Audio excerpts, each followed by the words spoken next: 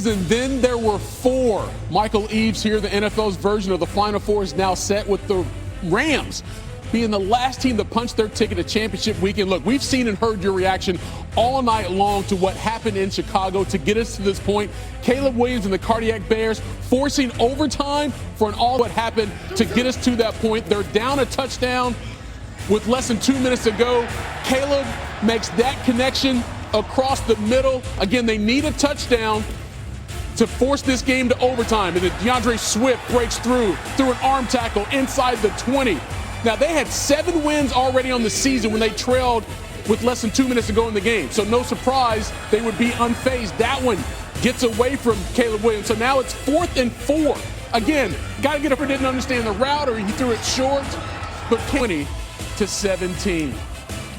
Wow, Tim Hasselbeck joins me now, and we were sitting right here watching this game, Tim, and we were just in disbelief at so many things that were happening. Coming up, we're going to hear from Matthew Stafford, going to hear from Caleb Williams, both coaches now that the Rams are moving on. But let's go back in time, because when we saw that throw from Caleb Williams, you and I were both amazed at what he did. We just saw an incredible throw the week before. Now he comes out and shows just unbelievable arm strength yet again. And that's, I think, part of, just defending them. You think, you're up 7, you're protecting this lead, you feel like you have a good shot, 4th down, and the next thing you know, like, you've got a good call. Right. You're on the 14-yard line, and then the quarterback retreats to the 41-yard line, Michael, and throws a fadeaway defender, but it's just absolutely absurd, just the ability, the physical ability, and you mentioned arm talent, to make a throw like that. And so, when that happened, I even in that moment thought, with how the Rams were starting to run the football on you, do you consider trying to just end the game right 2 there? Right. I don't fault, Ben Johnson for not doing that.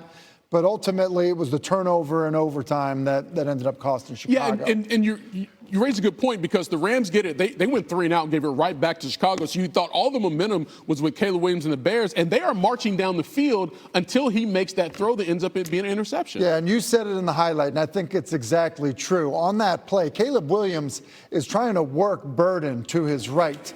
His eyes initially start to Burden. He's kind of getting jammed on his release. And so he comes to Moore, who's running this over route.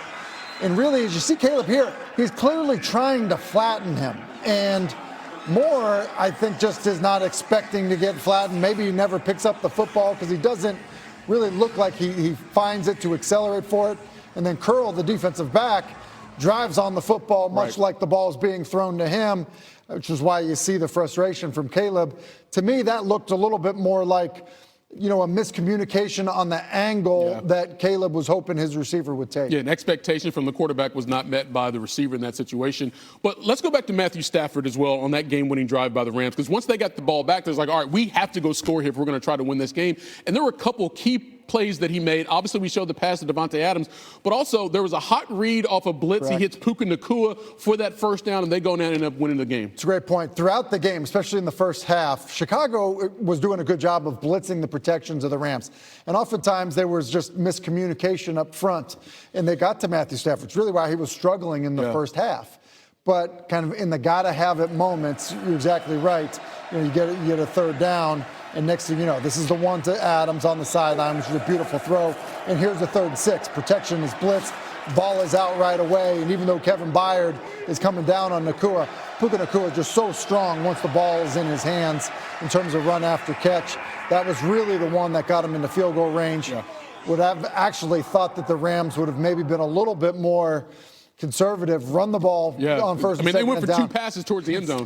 Instead, threw the ball down the field, made it a little bit harder of a field goal, but able to connect on it. Yeah, so they move on to the NFC Championship game. The first time they've been in that game since they won the Super Bowl back in 2021. All right, we're going to, again, Stafford, Caleb Williams, Sean McVay, Ben Johnson, all coming up. But right now we have immediate reaction. Jeff Darlington on the field right now with Omar Spates.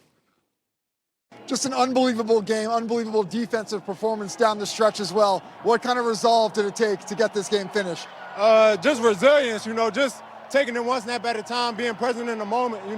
I think, just the group of guys that we got on our whole team, but, just taking it one snap at a time and not giving up, that's just the resolve that it took. They kept going forward on 4th down, almost testing your defense, feeling like they could get it. Yeah.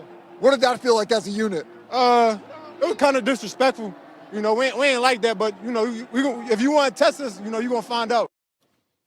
Hey, you know, that's a pretty good point because in that second half, they were pitching a shutout until that ridiculous throw from Caleb Williams. What did you make of the Rams defense? I think the Rams defense, you think about how they handled some of the short yardage situations and even goal line situations throughout the game. 4 different times on 3rd and 1 or 4th and 1, the Rams get a stop defensively. And, you know, so I think when you consider that, I mean, it's a pretty good example. They were down in tight, you know, defended a couple of runs early on. You know, and you think about the Rams, they do such a good job with their run game. It's creative, trying to create opportunities. This was, I believe, the 3rd down play where, you know, Lake is flying to the football. This was the 4th down play. They come up and make a stop.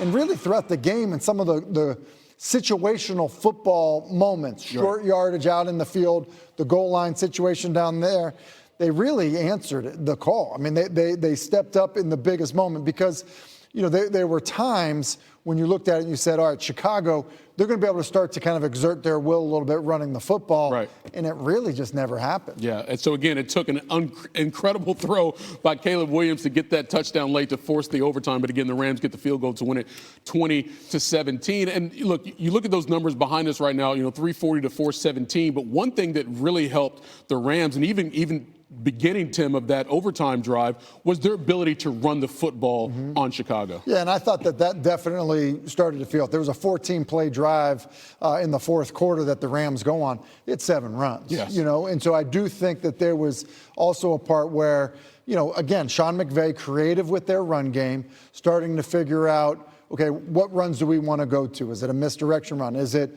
you know, some of the jet sweep stuff that they do with Puka, which they obviously hit out a little bit sideline to sideline with that stuff. Some of the more power run game stuff like you see here is Kyren Williams on kind of a duo play that he ends up bouncing outside. So, yeah, there was no doubt that, look, it was not their night, especially in the first half throwing the football. I mentioned the issues in terms of pass protection.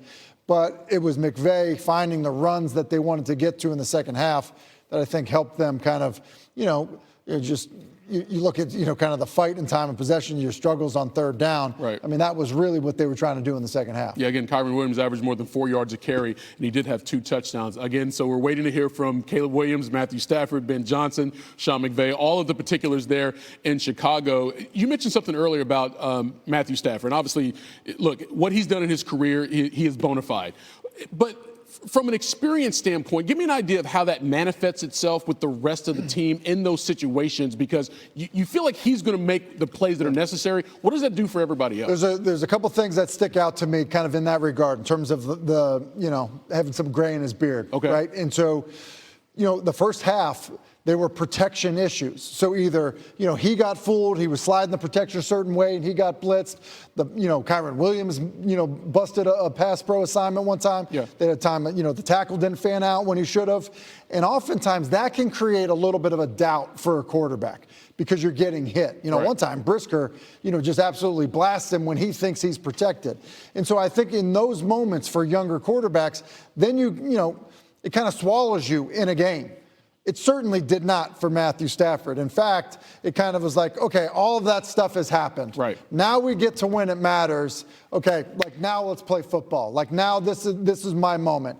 And I think that's why you see the throw to Adams. You see the 3rd and 6 throw to Puka Nacua. And it's like unfazed. Even so, when you think about how Sean McVay called the end of the game there, they were taking shots down the field into the end zone to say, no, we're not leaving it up to our kicker. We want Stafford to win this football game. You know, so there's the winning mindset we talk about in sports, and also there's winning perspective, to your point, Tim, understanding all the things that happen and still understanding, but all that, we still have a chance to win here. Just give our kicker a chance. And that's exactly what they did as the Rams go on the road to win it 20-17. Much more Sports Center coming up.